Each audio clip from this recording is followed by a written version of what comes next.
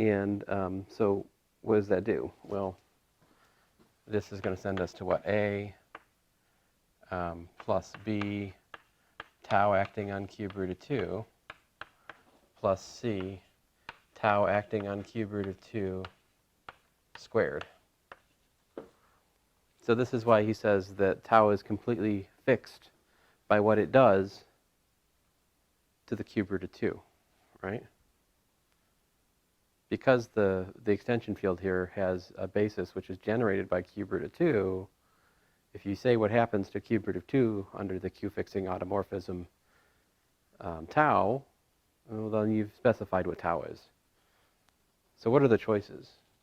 What are the choices for tau of cube root of 2 then?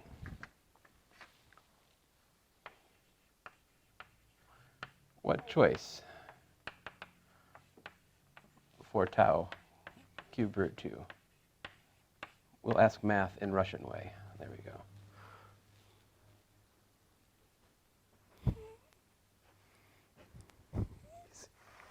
Audric is not approving of my misappropriation of Russian culture. It's very good. Yes, definitely not trying to power through this. I miss Russians. We are missing Russian. Audric, our life would be greatly improved if we had a couple of Russians around here. When you go to grad school, you're going to find yourself in a grad school with Russians, and you will experience the joys of Russian culture. I have a friend from Latvia. That might work. He just told me that they have the highest concentration of models per 1,000 people. The highest concentration of models. Yes. He said, tell them you're American. I don't know if I'll give a shot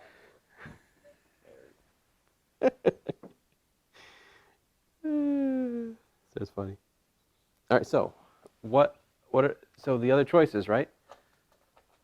The choices are governed by the minimal polynomial, because it can only send it to other roots of the minimal polynomial of this whatever it is. What are the roots? So like what are the minimal polynomial of the cube root of 2? The minimal polynomial? Yeah, what is the minimal polynomial? I got x3 minus 2.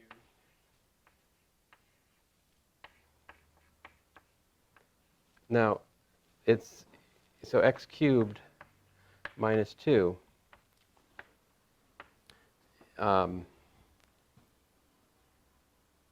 Is that the minimal polynomial?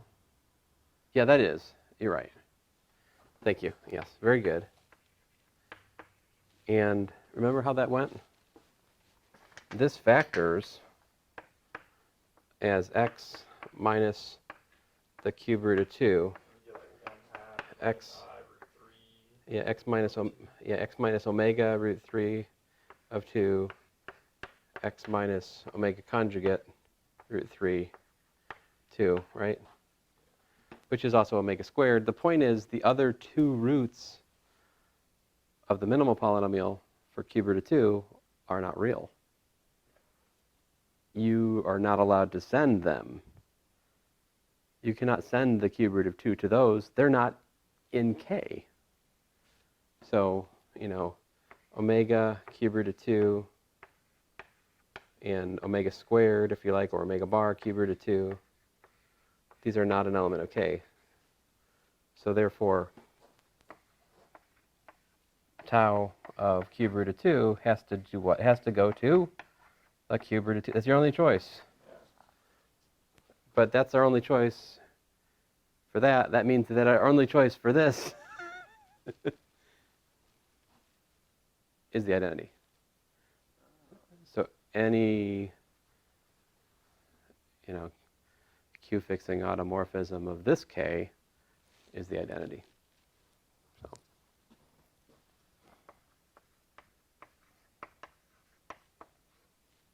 It didn't feel like I was saying anything terribly interesting. All of a sudden it's like, what? Oh, weird, right? Yeah. That it is.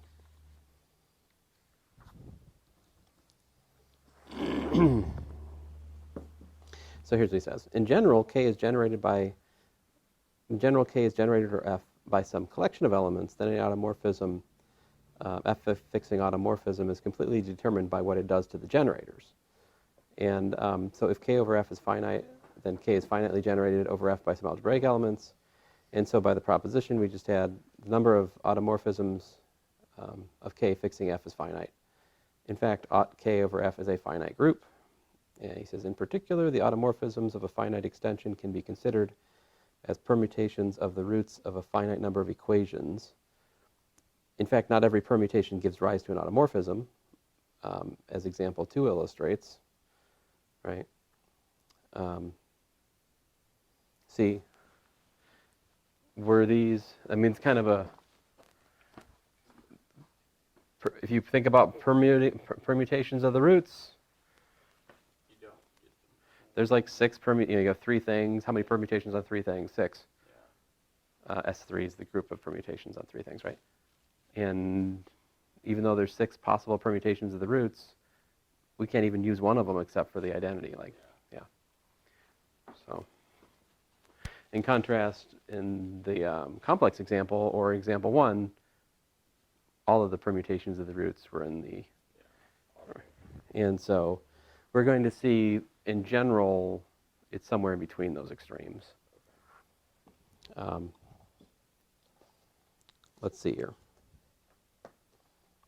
Aha. We have associated to each field extension K over F equivalently, F a subfield of K, ought K over F, the... I'm going to write proposition 3. I'm not going to try to say a sentence. It is tying my tongue. And I think here is right where the notation is missing. I'll try to bring in the notation here once I state prop 3, because in the past I've taught this course and I've neglected to bring the notation in when it first should appear, and I was like, kick myself about that. But here we go, prop 3.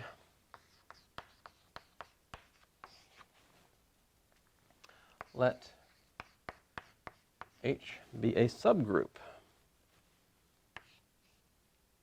of the automorphisms of K.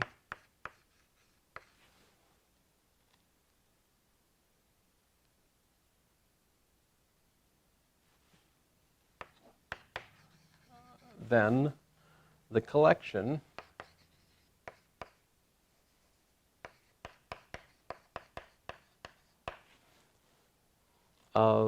F of elements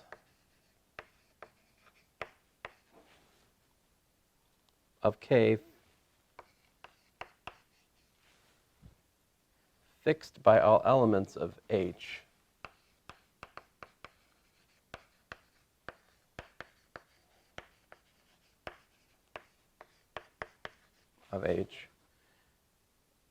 is a subfield of K.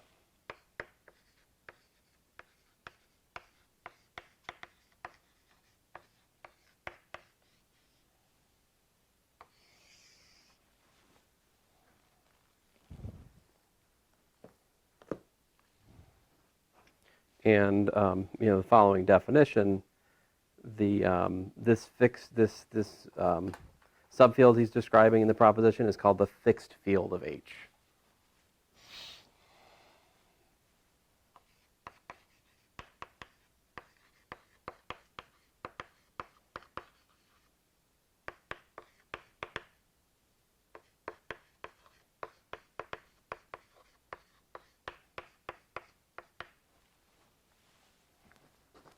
See if I can find the.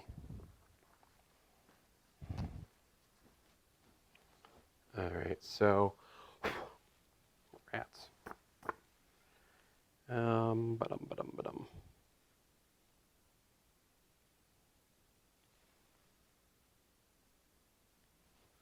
So in current, I got to be careful because Conrad tends to use L where we're using K at the moment.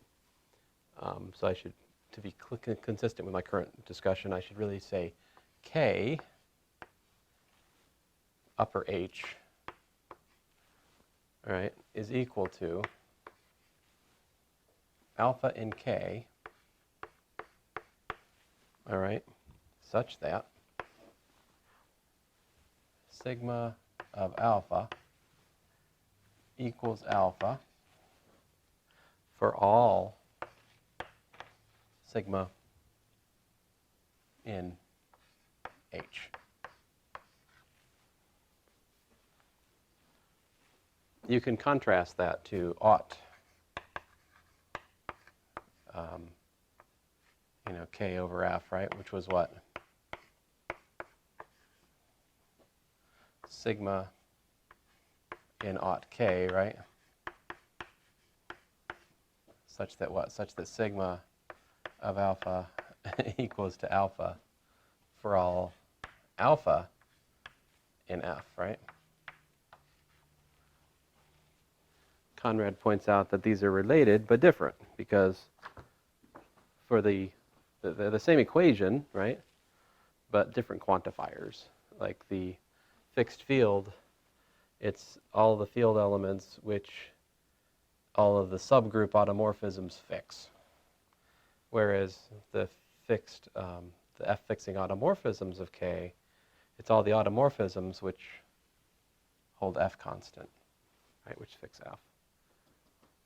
So, okay.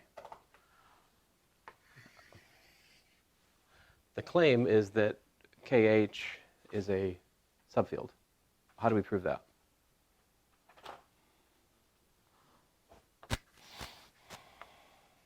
Let's see. Let's let alpha and beta be elements of KH, then what?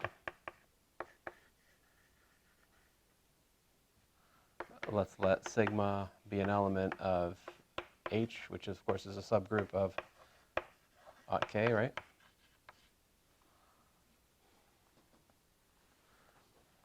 So if we have sigma of alpha plus beta, what was the subfield test? What did it take to prove something's a subfield? It's what? It's a...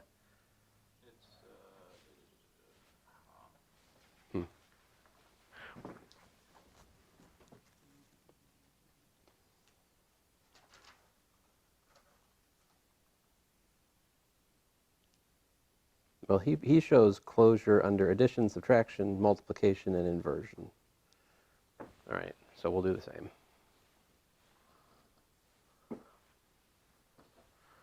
And he has the good sense to call the thing in H, H. I've called it sigma. You'll forgive me. Do you want me to call it H? I can call it H if you'd like. It's fine. H is a subgroup of ought K.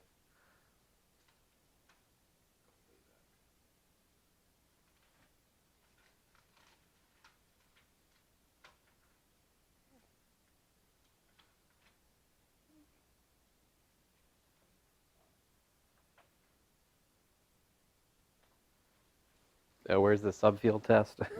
I don't remember. But it's definitely the case. If we prove closure under addition, subtraction, multiplication, and inversion, we're good to go. Is closed under products and inverses. Mm-hmm. That's all you need? I think we also need sums.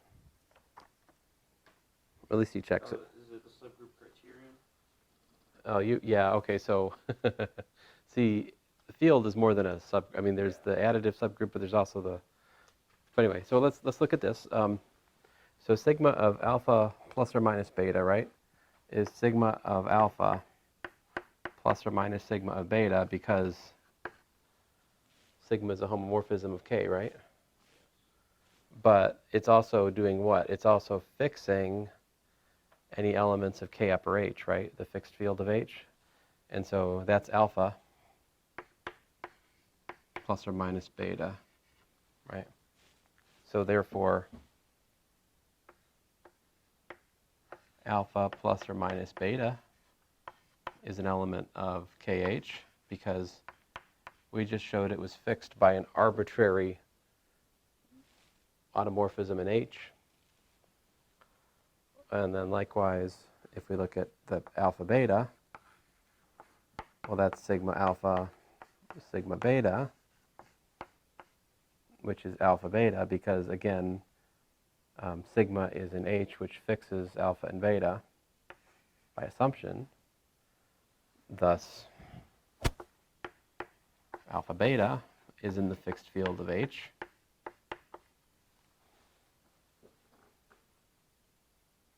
Which I'm prematurely calling a field because we haven't proved it yet. Okay. And then everything times the identity.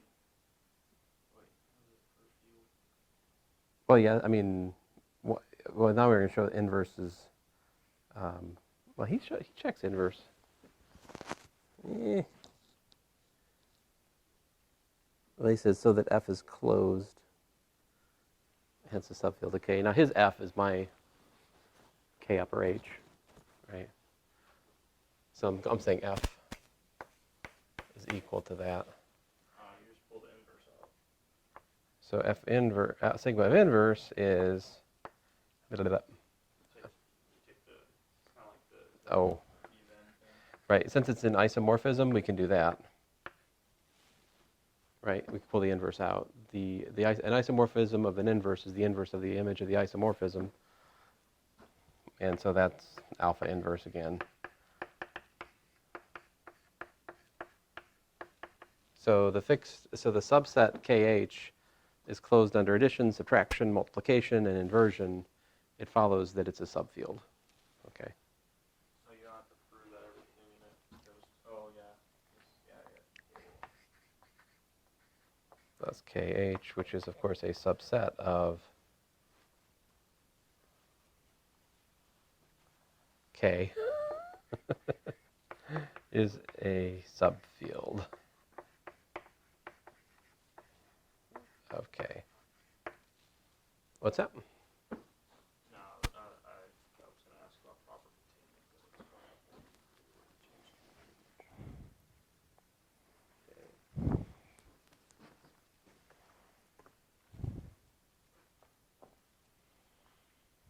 All right, now that brings us to proposition 4.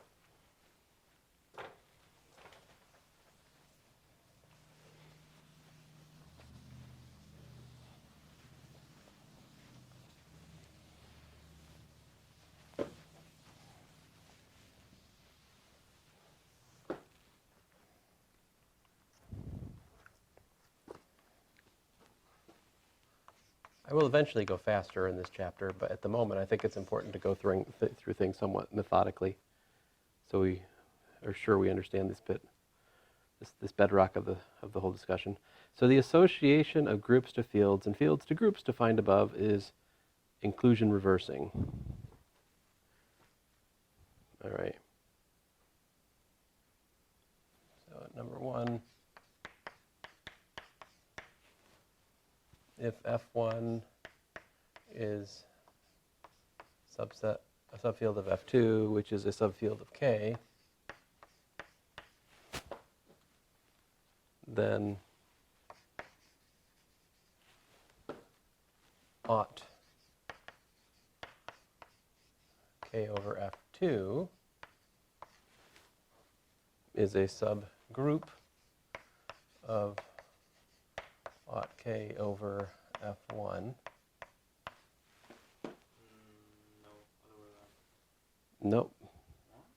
That's the thing is the association of groups to fields and fields to groups defined above is inclusion reversing.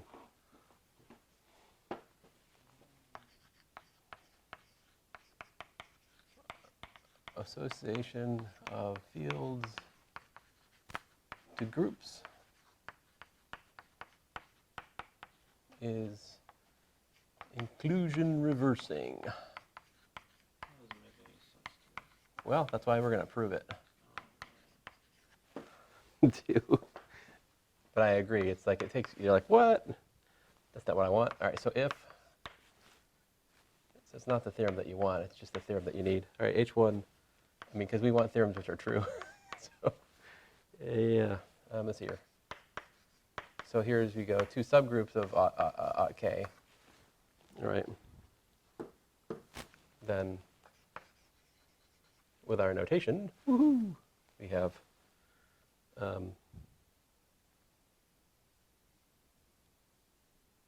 KH2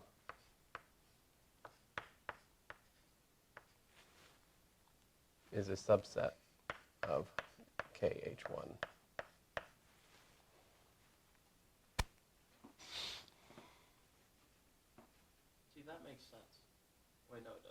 Yeah, it's again. Oh, I know, right? it's only 1 cent proof. The proof is one sentence. It's like, I don't get it, and now they're doing that to me. Like, how dare they? Like, how rude is that? Oh, the students don't understand something. Let's give them a one sentence proof. Let's put that in their metaphorical pipe. Let them smoke it. I mean, vape it. Let's see here. It's 2022, right? We vape. We don't smoke. Oh, wait a minute. We decided vaping's evil. Never mind. Sorry, wrong year. There was a couple years where vaping was the greatest thing because it was the cure to smoking. And then all of a sudden they did an about face and vaping was the most evil thing ever. That's because kids started doing it. Oh, it's because kids started doing it? Yeah, because if you think about it, vaping's better than smoking, but it's not better than not doing either. Ah, I see. All right, let's see if we can prove this. So let's suppose, we'll work on one. So suppose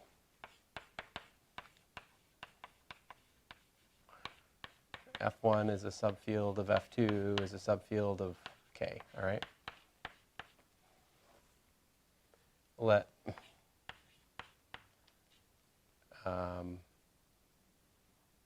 let's see here.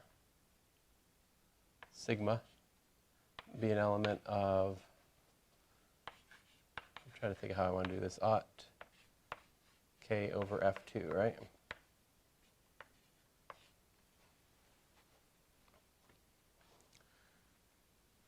And suppose alpha is an element of F1, right? Then alpha is an element of F2. Hence, sigma of alpha is equal to alpha once more, right?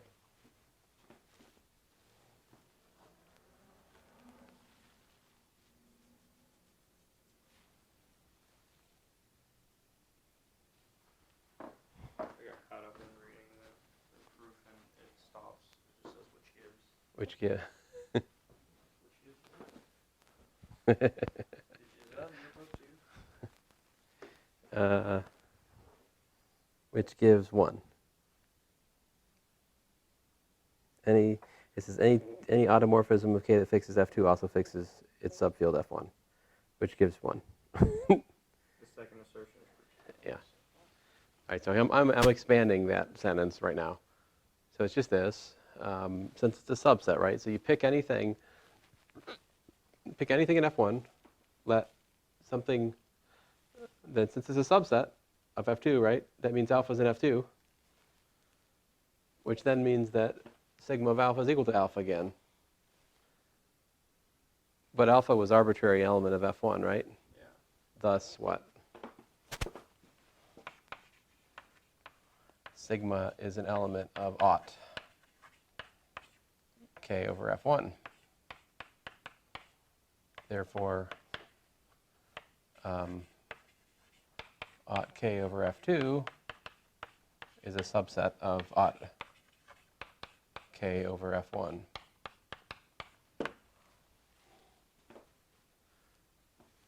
We already know they're groups, so the fact that one's a subgroup of the other follows for free. Because we already proved that these are groups earlier today.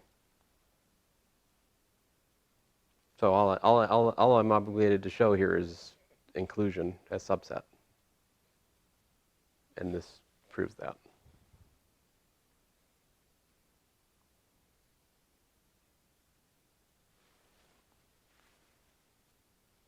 I mean, that's 1. What is it? No, still. Like so. I just don't get how the other. I still lost. Let's try the other one. 2. Suppose H1 is a subgroup of H2 is a subgroup of aught K. Right? Let alpha be an element of the fixed field of H2.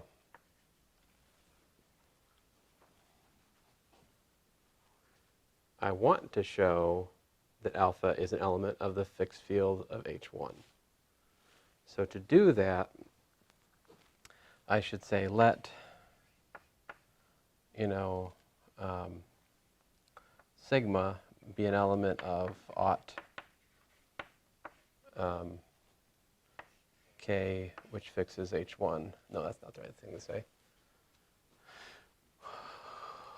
Uno momento. Sorry, I got lost. Fixed field of H1, K's of H. I need to process what KH1 means again. KH1 means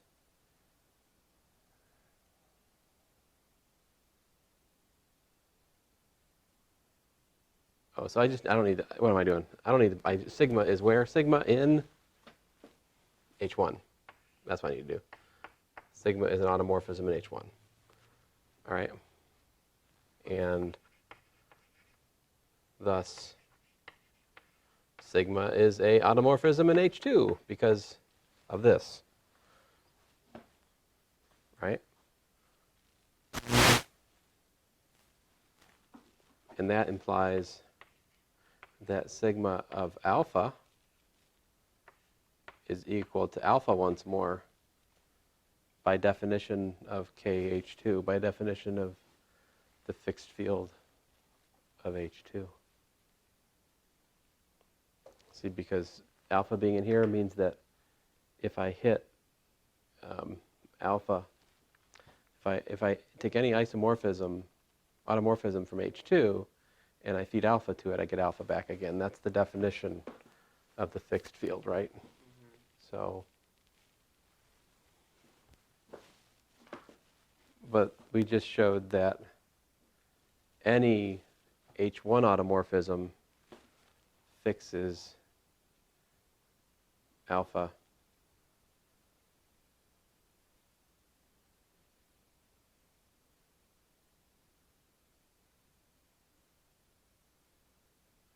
right? And what's that say? Sigma's in H, or sigma's in. So this is for all, so this is, curses, I'm sorry. I feel your pain. No, it's like, does that mean aught of KF2 and aught of KF1 are equal? No. How does F2 have more elements than its aught? We'll see examples. Sorry, I've gotten lost. I'm trying to show K of H2 as a subset of K of H1. So I picked alpha and K of H2. Then I set about trying to show that alpha was in K of H1. To do that, I took an arbitrary automorphism in H1 called sigma. But that was also in H2 because H1 is a subset of H2. Because it's in H2, I get sigma of alpha equals to alpha.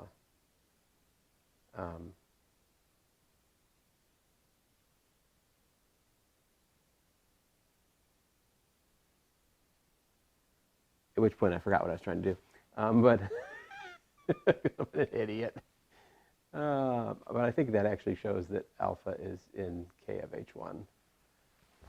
Why is that?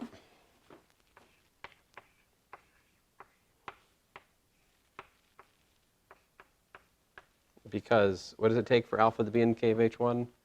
That means that alpha, that means the sigma of alpha, right, is equal to alpha for all sigma in where? H1, right? But we just picked any sigma in H1, and we showed that sigma of alpha is equal to alpha.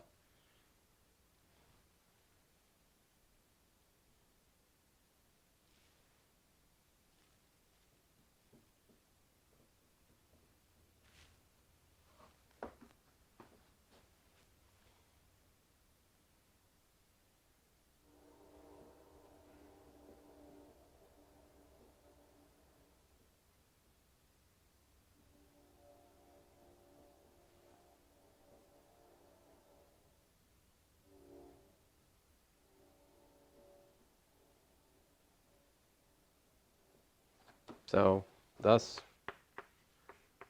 KH1 subset, so there KH2 is a subset of KH1.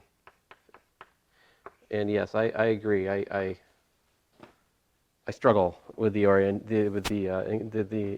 inclusion reversingness of all this. It is bothersome.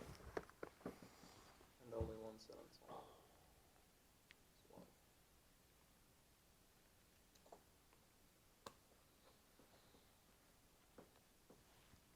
Let's see here. I don't know if the next examples here, if they're helpful in terms of like, Oh, I'm reading them. if they're helpful in terms of destroying your confusion, my confusion. We'll see here. The second one. Here, let me write it out.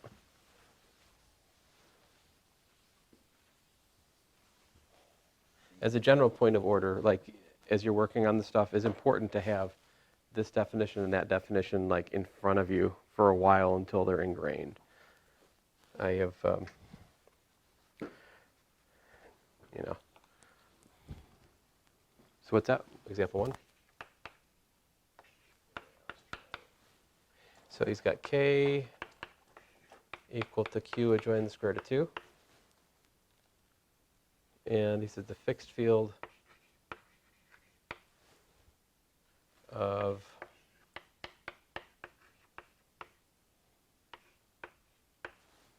let's see, that was, oh, okay, fine. Now he's got me writing it.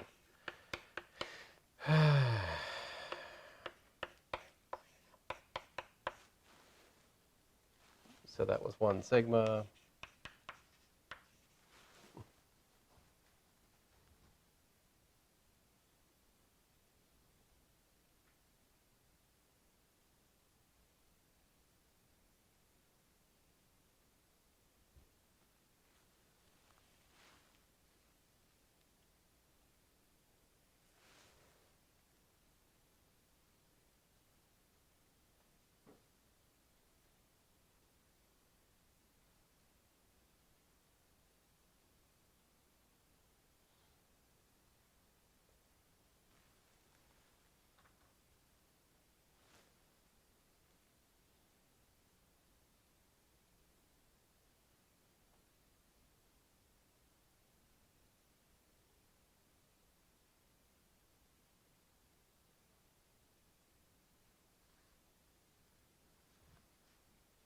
I mean, okay.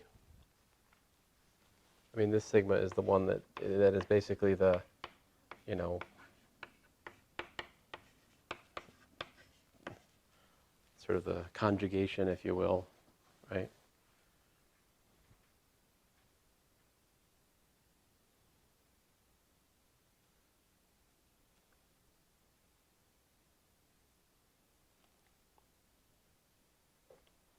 Okay, so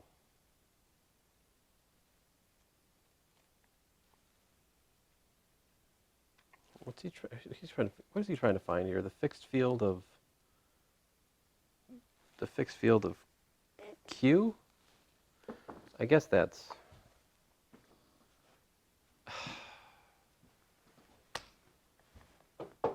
fixed field of what? I guess he's just trying to find the fixed field of the full automorphism group. Is that it? I guess that's it. So he's asking,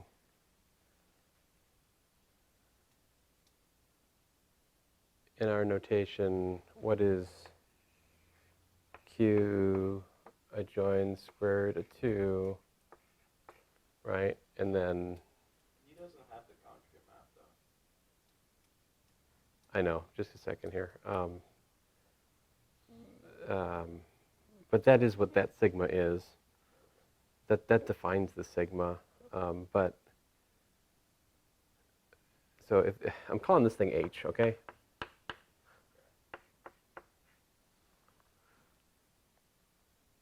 So we're looking for, you know, A plus B squared root of 2 in Q adjoins square root of 2 such that what?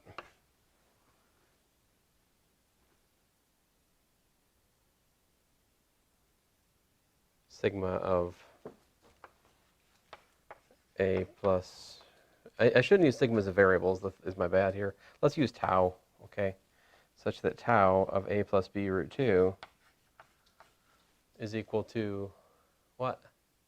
A plus B root 2 again, right? Yeah. That means tau has to be the identity. For tau equal to 1 or sigma. Because those are the only choices for tau.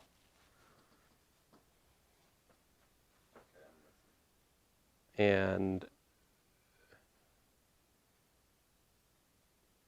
since you either get, 1 acting on A plus B squared root of 2 is equal to A plus B root 2, well, that's fine, right?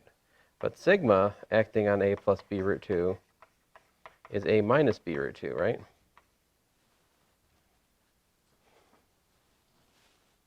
Which means that B has to be equal to 0. Because otherwise, it's not fixed, right? So what this shows is that this is just basically A in Q adjoin root 2, right? Such that, blah, blah, blah, blah. In other words, it's Q.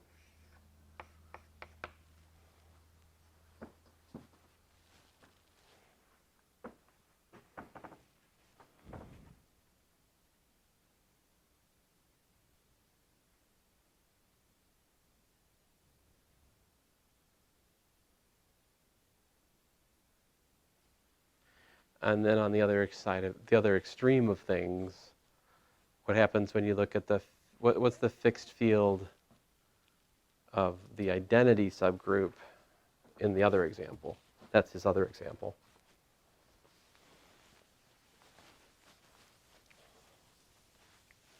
Oh, yeah, you would get Q. Yeah. So let's see here. This time we have K. What is it? K is equal to Q adjoin Q root of 2, right? We argued before that aught K is equal to just the identity, right? Yeah. And so then we can ask the question, and I'm going to call that thing H. And so we can ask, Q adjoin Q root of 2, fixed field of that, right? So we're looking for, A plus B cube root 2 plus C cube root of 2 squared, such that what? Sorry, in K, such that what? Such that you get whatever. Yeah, let me give this thing a name. Let me call it Pac-Man, right? Yeah. Such that. Something times Pac-Man gives you Pac-Man. Right, but in the H, there's only the 1 Yeah. times Pac-Man equals to Pac-Man, right? Because that's the only thing in H to fix. Yeah. So it fixes everything.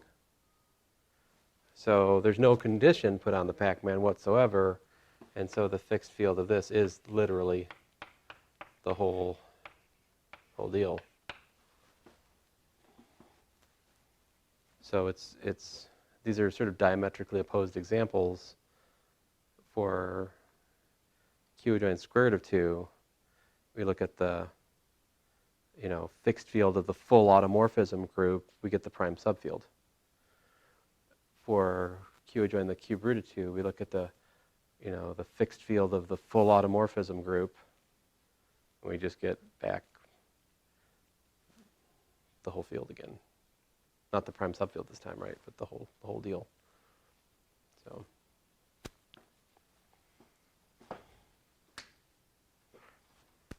I don't. Credit is, we should give credit where credit is due. The notation which Conrad is introducing, I'm telling you, it helps a lot here. Because otherwise, you're just going through this sentence of it's the fixed field of the other thing every time you go through this concept. Having a notation for it, it's really, really helpful. I have tried it without it, and it's way more complicated. It feels more complicated. All right, so next up, the rest of section 14.1. Yeah, this is the good place to stop. But basically, proposition 5, it says the F fixing automorphisms of E, the degree of that subgroup, it's less than or equal to the degree of E over F. So, and then we have the definition of Galois right there. So next time we'll get to the definition of what it means to have a Galois extension and what is the Galois group. And so ultimately we'll see that studying the properties of Galois group allows us to prove that it's impossible to solve the quintic equation using solutions with radicals, which is something that escaped proof of mathematicians before Galois.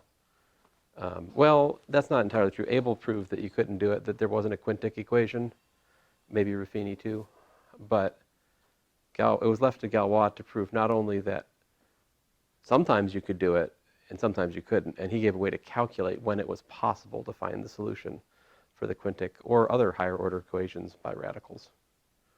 So that's Galois theory. And Galois theory, as interesting as it is for studying polynomial equations, there are more abstract versions of it. It's an idea which continues to be bounced around in higher contexts of mathematics. There's a Galois theory of differential equations called differential Galois theory, for example. But anyway, a good place to stop today. Thank you.